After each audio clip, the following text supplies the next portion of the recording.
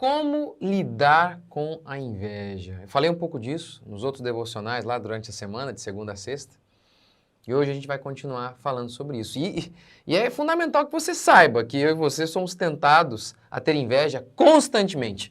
Graça e paz, bom dia para cada um de vocês. Mais uma semana que começa, animados. Eu não sou coach não, mas como que a gente não vai começar animado? Se este é o dia que o Senhor fez. É assim que você deve começar. Ó, não é meu tema de hoje, mas eu falei sexta-feira. Soltei o vídeo aqui sexta-feira sobre ansiedade. E eu falei o seguinte, nós, os crentes, somos os únicos que de fato podem pensar de maneira positiva. Somos os únicos. Porque o pensamento positivo da galera aí é baseado no nada, na loucura, no universo que vai convergir a favor deles, ou então é baseado na confiança neles mesmos. Eles têm um pensamento positivo porque eles se acham o máximo. Mas um crente genuíno não. A Bíblia declara que Deus é conosco. Quem será contra nós se Deus é por nós? Tudo coopera para o bem daqueles que amam a Deus. Os únicos que de fato podem pensar de maneira positiva somos nós. Somos nós, os cristãos, que podem se levantar numa segunda-feira e falar: o Senhor é comigo, a mão dele é sobre mim. Eu confio nele, não importa o que aconteça, tudo vai convergir para o meu bem, até o mal vai convergir para o meu bem. Assista a minha série sobre ansiedade, em específico essa a pregação de sexta-feira. Então, enfim, comece animado, né? Dê graças a Deus. E bora lá para o texto, nosso texto de hoje, Salmo 73. O salmista, no Salmo 73, ele está angustiado, porque ele vê a prosperidade dos ímpios e ele julga de maneira incorreta que eles não vão ser punidos e que vale a pena ser mal. E ele diz então, verso 3, pois eu tinha inveja dos arrogantes. Eu invejei. Eu tenho falado nos últimos devocionais aqui sobre a inveja. Frase aqui de um homem maduro. Frase de um homem maduro.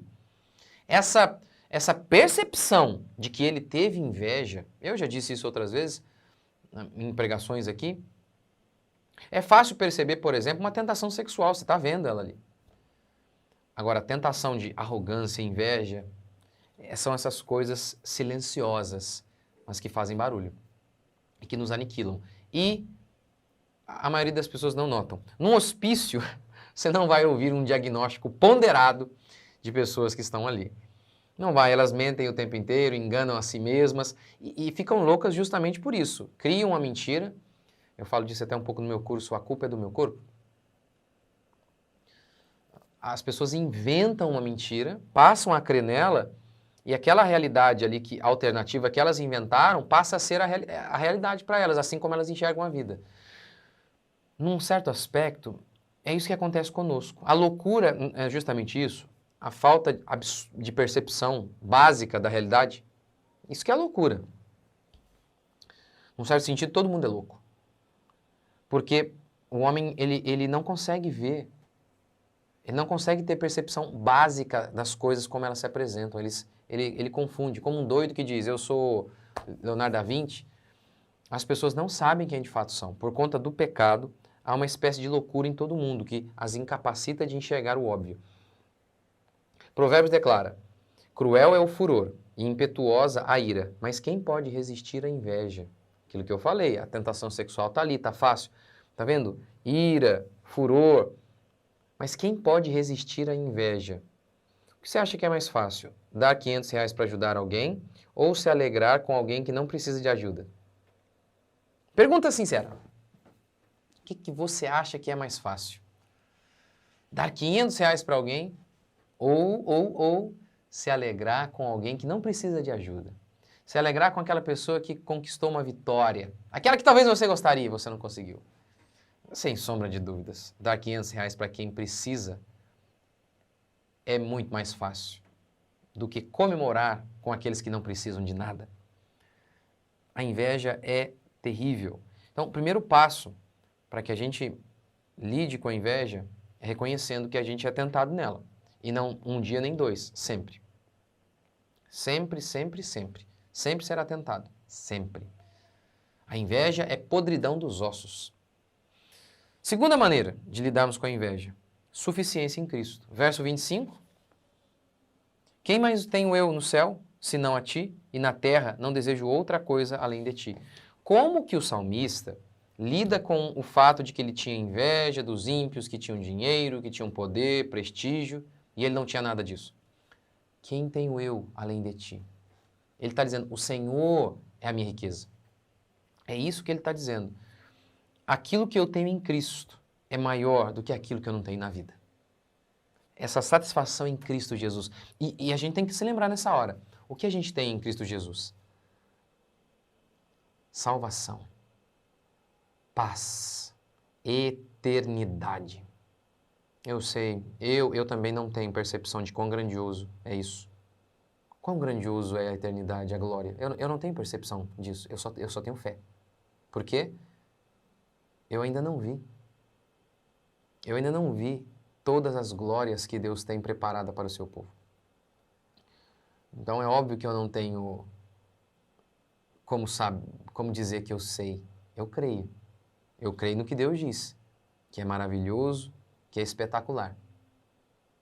Mas é isso que a Escritura diz, que aquilo que nós temos em Deus é infinitamente maior do que aquilo que estes ímpios têm na terra. Um dia eu vi uma foto de um menino bebendo água da lama, lambendo.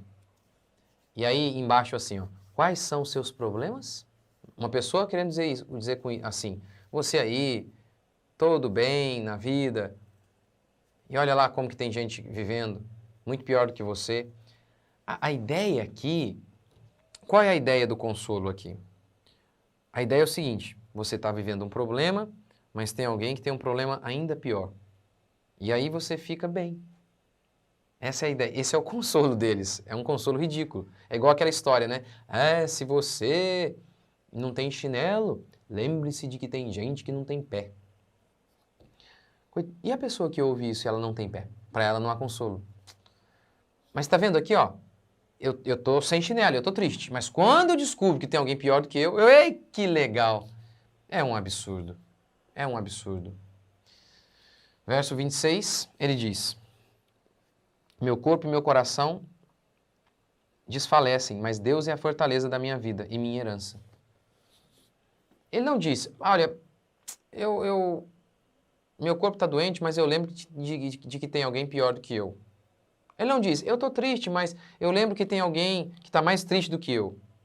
Mas sim, olha, não está legal, está difícil para mim, mas eu tenho o Senhor. Está vendo que o consolo dele não vem de uma premissa invejosa e comparativa? A alegria dele não vem do fato de que tem alguém pior do que ele. Não é isso que ele faz? Ele diz, verso 26, meu coração e meu corpo desfalecem, eu estou sofrendo, mas o Senhor é a minha fortaleza. Eu estou triste, está difícil, mas eu me consolo não no fato de que tem alguém pior do que eu me consolo no fato de que o Senhor me satisfaz, de que o Senhor é a minha fortaleza, de que o Senhor é a minha alegria.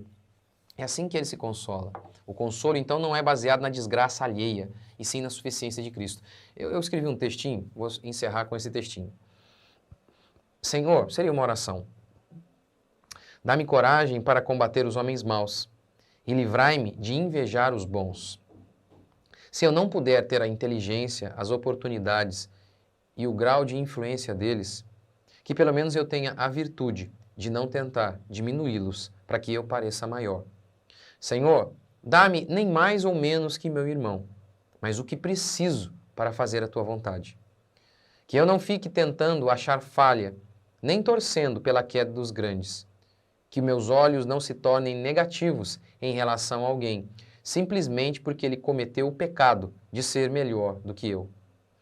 Que meu consolo em relação ao que me falta não seja a desgraça alheia, mas sim a tua graça. Eu fiz isso aqui, se eu não me engano, acho que eu coloquei isso aqui no meu diário para os meus filhos. Eu tenho um diário que eu escrevo coisas para os meus filhos. Então é isso. Como que ele lida com a inveja? A quem tenho eu além de ti? Ele não olha para o lado e tenta encontrar alguém pior. Ele olha para cima e encontra satisfação em Cristo Jesus. Hoje,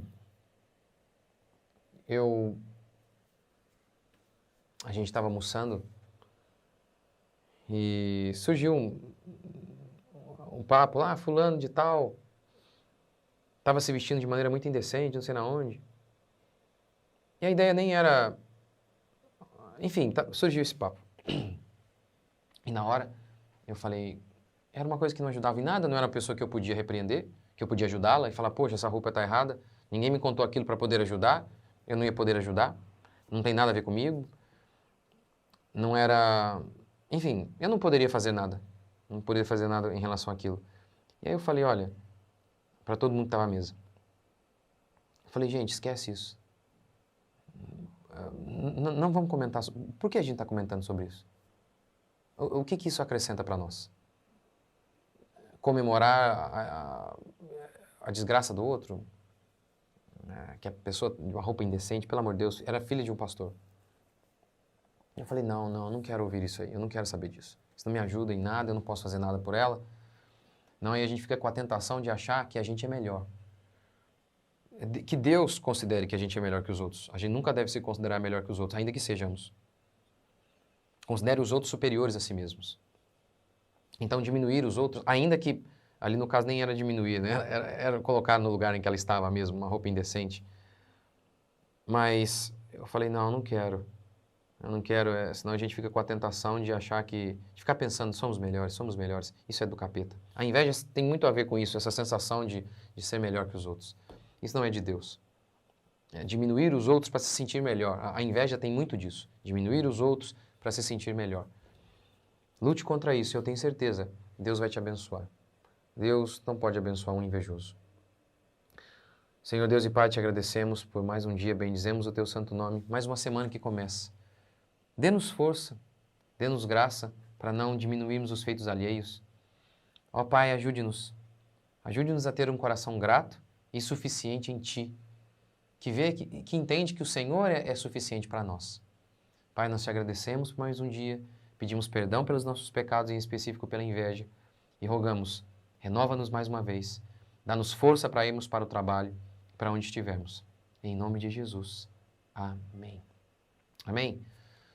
Quer ir comigo para Israel, Egito e Paris. As pessoas, é um passeio de lazer, mas também é um passeio cultural, mas também de lazer. Mas no caso de Paris aí também tem uma questão, tem lazer obviamente, mas também tem uma questão cultural aí, que se você for comigo você vai descobrir lá. E tem a ver com a fé cristã. Obrigado por vocês estarem aqui mais uma vez comigo, viu, meus queridos? Olha, obrigado mesmo, obrigado. Deus abençoe vocês, até amanhã. Quer dizer, até hoje à noite eu tenho vídeo. Deus abençoe.